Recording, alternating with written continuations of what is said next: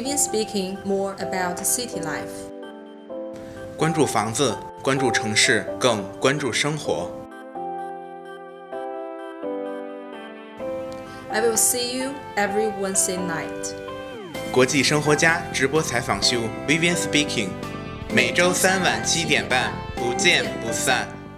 Good evening, it's a Wednesday again.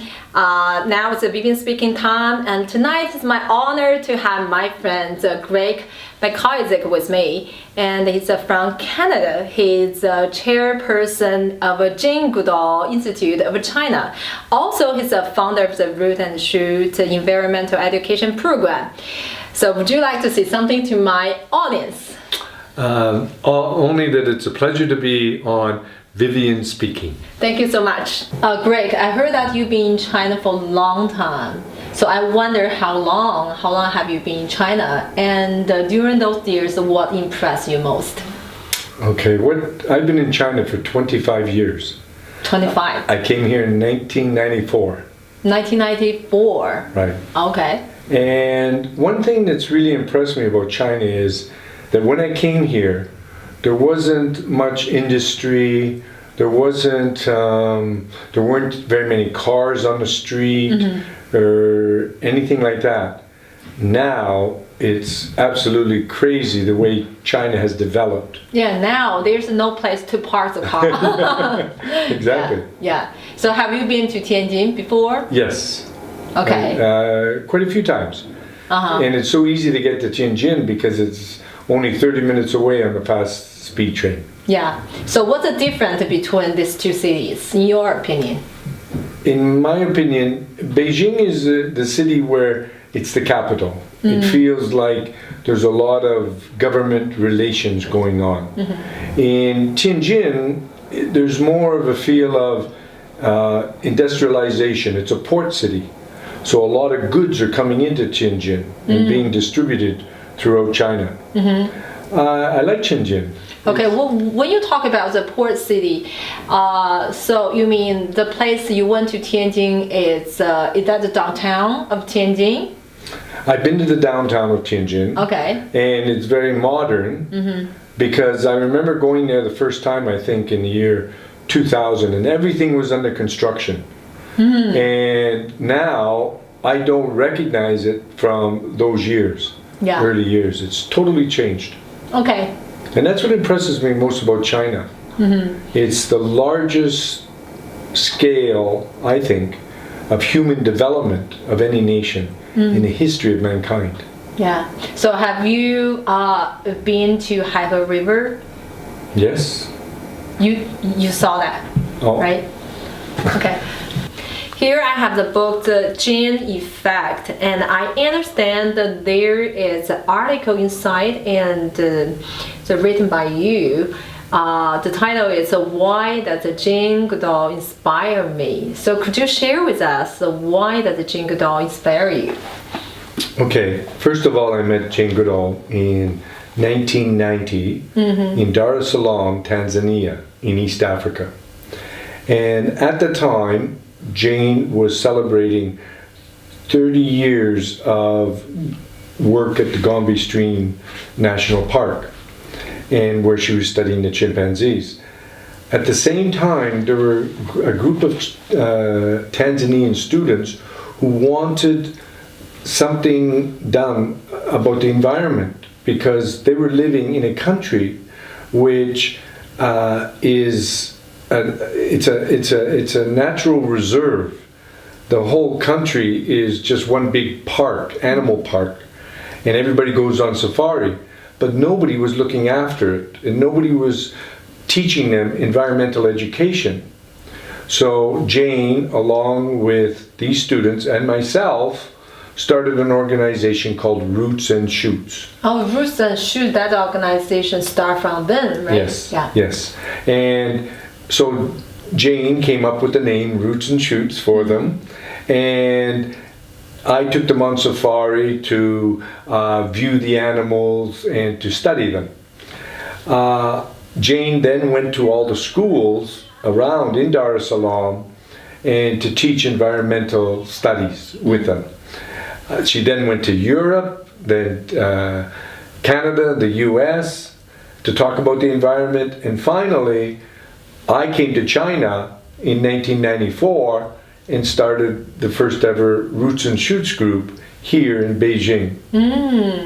The first one in Asia. Okay. And then Jane came and to visit me and to see what we were doing. Okay. Actually, this article involves how you two met the first time, right? And how does the Root and Shoots, this organization, be started? We just talk about the Roots and Shoots environmental education program, right? So that's a part of the GGI. Yes, it's part of the Jane Goodall Institute. It's the JGI forms an umbrella, and under it are the Roots and Shoots groups from all over the world. There are over 4,000 groups in China alone, and thousands upon thousands of groups in 120 different countries all over the world. Okay, so now in China we have office in Beijing. Beijing, Shanghai, and Chengdu. Beijing, Shanghai, Chengdu, but we do not have in Tianjin yet. We haven't. In Tianjin? No. No. Okay, we just say not yet. Not yet. Yeah. Okay, so as the chairperson of the Jane Goodall Institute, so what's your recent job? Okay, my most important job is to ensure that the message gets out to the schools, to the young people, in fact, to everyone in society, because the message is not just for young people, it's for everyone. For example, we had a program on no shark fin soup. So restaurants in China now do not serve shark fin soup because of that. And we had a big program on ivory and how, if we continue to buy and sell ivory, we won't have any elephants left in Africa. Ivory, right? Right. Okay. From the elephant tusks. So it's actually this Root and the Shoots is not only focused on the chimpanzees, right? Focus on the wild animals. Yes, there are three different programs that the each group does in 1 year. One is on the environment. Another project deals with people, and the other one deals with animals. So within your community, the Roots and Shoots group would identify which problem needs to be solved and to go and try and make it better. That's the core essence of the groups. Okay. Wow, look at those moose. It's so funny. They were, this moose is reading a newspaper. Yeah, so sitting on the toilet. Sitting on the toilet, yeah. So who gave that to you? Okay, all these moose, Jane Goodall gave to me. Oh, Jane Goodall gave to you? Yes, and she gave them to me because when I was young and I was a hunter with my father, we used to hunt moose. But one day, as I was aiming at the moose, he looked back at me. And I saw him through the sights, and he looked like such a majestic animal. I couldn't shoot him. So from that day on, I never hunted moose again. Oh, that's the reason. Yeah. She gave those moose to you for the encouragement that you are not hunting the moose. Exactly. Anymore, Yes. right? Yes. Okay. 那么大家这块很有意思哈，就是这虽然是一个Greek 的一个书柜呢，但是我们可以看到哈，里面它有很多就是 moose。加拿大的这个动物哈 moose， 那它这些呢非常有意义，为什么呢？都是 Jane Goodall 从世界各个地方集结的给到他。我刚才也问到了这个原因是什么呢？是因为之前呢 Greg 他是去打猎会去就是猎杀这些动物嘛，也是怎么说呢？就是在加拿大当时也是地广人稀嘛，这也是一种一种休闲。但是当他也是后来发现这个动物的非常的可爱。那么同时呢，他就是不会再去猎杀这动物的时候呢，金箍道呢，他在全世界各地去收集不同的这个慕斯来给到他作为一个礼物。那大家也看到哈，非常有意思。大家可以看到这个慕斯，他其实是坐在哪儿啊？坐在那个坐在马桶上在看报纸。Okay, so what else? Okay, 那还有这里哈，我们看到一个非常普通的，我觉得它是一个非常普通的石头啊。那我们看看这里面有什么样的一些小的秘密。So here, the stones for me is very, significant or ordinary. Is that no? Yeah, they're significant because they are from the peak where Jane Goodall used to do her observation. In Africa? In Africa, in Gombe Stream, with the chimpanzees. 这些石头呢，其实大家也可以想象到哈，既然能够在这儿，它应该是并不是一个普通的石头。那么这个石头也是Jane Goodall在非洲，坐在山头上，他之前是坐在山头上，用着望远镜来观察这些。就是 chimpanzee 这些大猩猩们的时候呢，在那山头上的一些石头，那Greg 也是把它收集来我们可以看一下哈，非常有意思。好 ，So what else for all those moose? Do they have their own name? Only one has its name right now. Okay, which one? And this is Melvin. Melvin. 我刚刚问他，我说所有这些慕斯里面有没有他们有没有自己名字？只有这个有他的名字，他叫 Melvin. Hello. Okay. Now Melvin was given to me by 3 little Chinese Canadian girls, and one is my daughter. Okay. And she gave me the moose to travel with, so I wouldn't be alone. And so when Melvin just went to New Zealand at Christmas time, he met Clarissa. Oh, Clarissa. Clarissa the Kiwi. Clarissa. The Kiwi. Okay. Yeah. So they are good friends, right? Okay. So here we saw lots of books. Yeah. Right here. This is a chimpanzee's magazine. Right. And we also have some books here. Yes. So all this book you collected.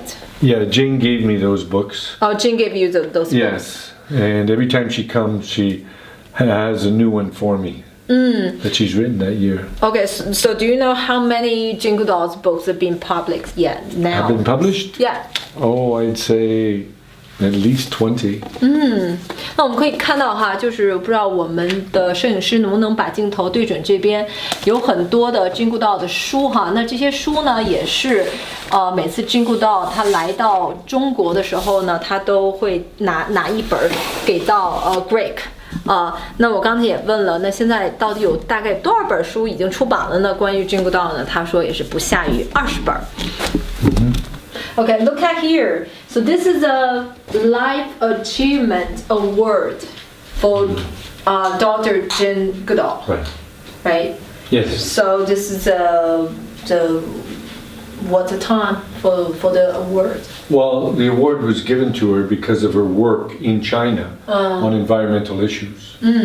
I think the date is on it. Is the date on it? 2010? Yeah, 2010. Yeah. Okay. And obviously this is Jane Goodall's photo. Yeah, that's a picture that I took in Her signature? 1990. Yeah, her signature. Yeah. On her veranda in 1992, I think I took that picture. I see. Yeah. So what about here? That is a certificate for I you? was the founder, yes, of the first Roots and Shoots group in China. Okay. For the Greg, the founder first the Roots and Shoots group in China. Right. Okay. And when we look back, when she was 26, I mean back to 1960, that was the first time she went to Africa Right. to observe the chimpanzees. Right. Actually, back then, lots of people they doubted if a single lady can be succeed, living among the wild animals, Right. and could she get close enough to the chimpanzee to do the observation, or if she got sick. So lots of people doubted about that. So for so many years observation, and what do you think? Why do you think she could succeed? Well, she succeeded because she hired a lot of the community to help her. Okay, to build a little shelter. Her mother came with her, and her mother brought with her medicines and distributed medicine to the Tanzanians in the community. And I think she really sought out the help from the local population and showed them that these chimpanzees were important, and that if they helped, they would benefit in the long term from tourism, from scientific studies. And that's why right today they're still studying the chimpanzees at Gombe's. The reason is it's the largest study of animals in the world today. So Yeah. 大家可以看到哈，我们这有一个奖杯，这个奖杯的名字，中文名字呢是叫保护生物多样性特别贡献奖。这个呢也是给 Jane Goodall 的一个他为中国的野生动物做出的保护的一个贡献的一个奖杯。那么同时呢，我们这边可以看到哈，那么就是 Jane Goodall 的一个照片，同时有他自己的一个签名。同时呢，这个奖项是发给我们今天的主角哈，这个 Greg 的。那因为他是中国的 Roots and Shoots Group 的在中国的创始人。那么刚才我们也说到了，其实Jane Goodall最早，那么他是在他26岁的时候，在1960年第一时间呢来到了非洲。那个时候其实大家有对一个单身的女子能够去到非洲去观察大猩猩，很多人抱有了很不能理解或者是疑虑的一个心态，就觉得他不可能成功。如果他病了怎么办？如果这些动物如果就是攻击他怎么办？或者他能够很接近这些大猩猩做到这些调研吗？所以大家有很多的质疑的声音。所以刚才呢，我也跟Greg 先生呢，我们俩也沟通了一下，他觉得他为什么能够这么多年的一个坚持，第一是有他妈妈的一个帮助哈。那么一会儿呢，我们也会看到一段影片，在这影片里面可以看到他妈妈当时也是因为他妈妈作为一个志愿者，跟Jane Goodall一起到了非洲，才得到了英国的这个怎么说呢？这个英国政府的一个同意，否则的话，一个单身女子很难去到一个非洲去观察这个大猩猩。那是这样。那么 so what about the keywords? I mean for Jane Goodall could be success. If you wanted a keyword for the success of Jane Goodall, it would actually be a phrase, not just one word. And that phrase would be everyone can make a difference. Everyone can make a difference. Actually, this is our topic for today, right? Everyone can make a difference. So how you understand? How do you understand this phrase? Well, each individual matters. What you do today affects other people in the world, and you may not know it, but you can make a difference. Yeah. By right now, you're promoting environmental education to students, which is very noble. That you're making a difference. Okay, that's one difference that you're making right now. So everyone can make a difference, and I hope that Jane Goodall, the institute, can have an office based in Tianjin very soon. So, right? I hope so too. Yeah.